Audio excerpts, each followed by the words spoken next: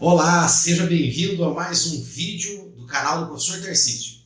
Neste canal nós discutimos temas sobre política, nós discutimos temas sobre direito constitucional, direito agrário e direito ambiental. Também eu abordo temas relacionados ao agronegócio, pois é o colegiado que eu leciono no campus de Umuarama do Instituto Federal do Paraná. Seja muito bem-vindo. Se você gosta dos conteúdos que eu apresento nesse canal, eu peço que você se inscreva e que também você possa divulgar esse trabalho que eu estou fazendo e deixar o seu like, tudo bem? Caso você queira conversar comigo, não só através dos comentários, mas pode entrar em contato, porque eu sempre vou deixar o meu e-mail aqui, tá? O meu e-mail institucional. Então vamos conversar sobre esses temas que eu vou abordando aqui, tudo bem? Olha só, hoje eu gostaria de discutir com vocês um tema que está sendo bastante político, bastante polêmico. Ele tem a ver com política e tem a ver com direito constitucional.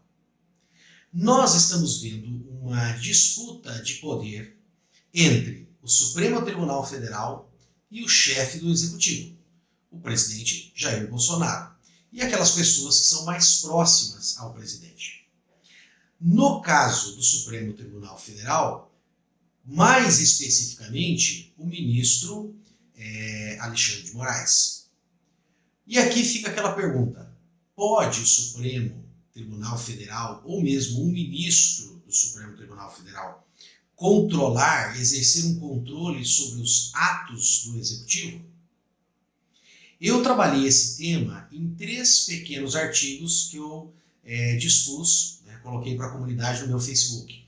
Mas eu gostaria de gravar um vídeo sobre isso também, para atingir outras pessoas que muitas vezes não procuram o Facebook para fazer a leitura, mas gostam de acessar o YouTube para ver os comentários. Então vamos lá. Primeiro, nós temos que recapitular um pouquinho da história para entender essa questão da divisão de poderes. Por quê? Os maiores críticos ao ministro alegam que ele está ultrapassando as suas atribuições, ultrapassando os seus poderes. Aquela expressão, um poder está invadindo o outro. Um poder, vai ficar aqui meio estranho falar isso, mas um poder está sendo mais poderoso do que o outro. E daí? Pode ou não pode? E eles vão falar muito sobre essa questão da divisão de poderes. Se a gente resgatar um pouquinho, a divisão de poderes, ela se consolidou com o início do processo constitucionalista, quando se inicia a formação das constituições com a Revolução na Inglaterra e com a Revolução Francesa. Nesse processo, havia o monarca, que detinha todos os poderes, e entendam aqui todos os poderes: legislar, julgar e administrar. E, por um lado, nós tínhamos uma classe que crescia economicamente, chamados então de burgueses, devido ao comércio internacional que se amplificava, e que queria uma parte maior, queria uma porção desse bolo de poder.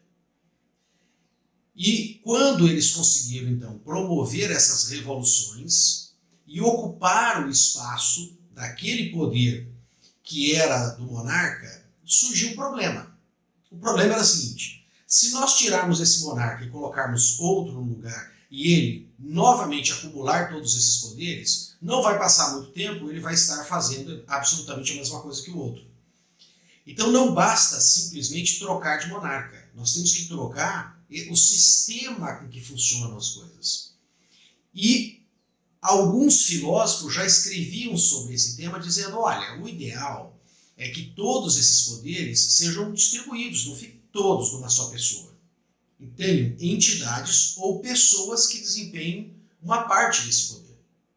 Bom, daí o que acontece? Se cada um desses está fazendo uma parte, exercendo uma parte do poder, tem uma parte desse poder, ele não poderia sobrepujar o outro. E haveria então um equilíbrio. Porém, mesmo tendo uma parte do poder, uma dessas instituições ou um desses membros que tem essa atribuição, está instituído com essa porção do poder, poderia cometer abusos, especialmente em relação a quem? As pessoas, ao homem comum. Então desenvolveu-se, ao longo da evolução do constitucionalismo, um mecanismo para que esses poderes exercessem um controle um sobre o outro. E este controle tem um nome, é chamado de sistema de freios e contrapesos. Quando um poder exerce um controle sobre o outro. E esse controle não é somente do judiciário para o executivo e para o legislativo. Na verdade, esse controle ele é cíclico, como nós vamos ver aqui. Agora, focando um pouco mais na Constituição, o início das constituições, elas procuravam muito mais estabelecer esse sistema de funcionamento do Estado e como seria essa divisão de poderes. Lembrando que esse início do constitucionalismo, com a derrubada da monarquia e um novo modelo que é implantado, não era propriamente algo muito popular e nem era assim tanto a preocupação de quem estava liderando esses movimentos para colocar o povo no poder ou priorizar as necessidades do povo. Na verdade, o que eles queriam era assumir uma parte desse poder. Porém, com a evolução do constitucionalismo e da própria sociedade, essa função da Constituição de dividir os poderes, de estruturar o Estado, foi ficando praticamente secundária.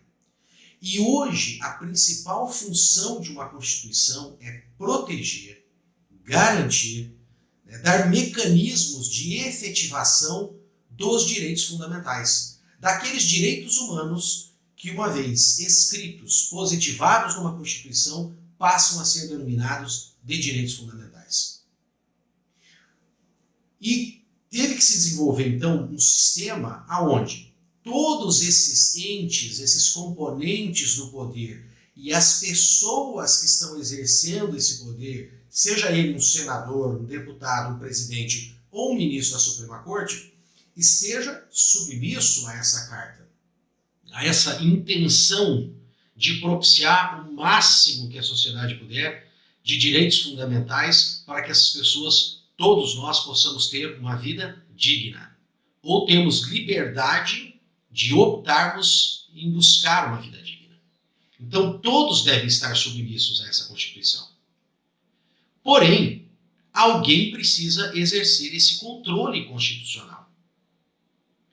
E o controle constitucional mais imediato, aquele quando surge o problema e tem que ser tomada alguma atitude, é função do judiciário. No caso que nós estamos discutindo aqui, é função, sim, do Supremo Tribunal Federal. Então a pergunta é, pode um ministro, até mesmo isoladamente, exercer controle sobre as atividades do Executivo? Não só pode, ele deve fazer isso. É obrigação dele. Esse controle imediato é uma função, principalmente se essa atividade, se esses atos administrativos estiverem de alguma forma vulnerabilizando os direitos fundamentais que estão protegidos lá na Constituição. Daí você pode pensar, bom, então o ministro ele tem um superpoder, ele tem um poder além dos outros. Não. Por quê? O que eu falei para vocês? Ele tem essa função de exercer esse controle ali, naquele momento. Porém, o próprio legislativo pode depois revisar essa norma constitucional, revisar essa lei que foi aplicada por esse ministro e, numa próxima oportunidade, com uma nova conformação da Constituição ou com um novo texto de uma lei, a decisão daquele mesmo ministro possa ser totalmente diferente. E essa questão, né, de um poder estar controlando o outro é normal. Lembre-se que o executivo também deve ser controlado, fiscalizado pelo legislativo, da boa aplicação dos recursos públicos. Então, essa questão da gente achar que o ministro, ao exercer esse controle, está suplantando, né, as suas atribuições, ela depende da amplitude temporal que você está olhando, porque ele pode estar exercendo aquele controle, segundo o que diz a Constituição, a própria atitude do presidente, ao exercer o seu poder executivo, pode estar vulnerando um direito fundamental, e o ministro, sim, tem que agir. Porém, depois isso pode ser alterado. E essa mesma alteração, tanto constitucional como legal, depois pode passar, inclusive, por quê? Por uma ação de declaração de inconstitucionalidade. De novo, pode passar pelas mãos dos ministros. Então perceba que isso é cíclico. E isso é o sistema de freios e contrapesos. Esse exercício de um controlando o outro. Quando fala assim, o presidente é o homem mais poderoso do país, na verdade eu gostaria de dizer que ele é o homem mais controlado do país. Agora, se nós começamos a observar erros no exercício dessas atribuições entre as figuras humanas que estão na Suprema Corte, a figura humana que está com o presidente, senadores e deputados, parte disso é culpa nossa como eleitor. Se nós não exercemos com responsabilidade o nosso direito-dever de escolher os nossos representantes e colocarmos ali o melhor vereador possível, o melhor prefeito, o melhor deputado estadual, o melhor governador, deputados e senadores, a gente acaba não tendo também o melhor presidente. Por quê? Se nós não elegemos, focando agora no ente união, se nós não elegemos bons senadores e bons deputados, elegemos somente pessoas que estão ali para satisfazer interesses pessoais, que inclusive podem buscar a satisfação desses interesses por meio de corrupção e desvio de dinheiro público, vão eles apoiar as medidas que o presidente tomar, as suas políticas públicas, as suas propostas administrativas, que vêm de encontro a esses interesses dele. Ou seja, você também vai ter ali o pior presidente possível. E daí? Você vai ter esse mesmo presidente indicando os membros da Suprema Corte.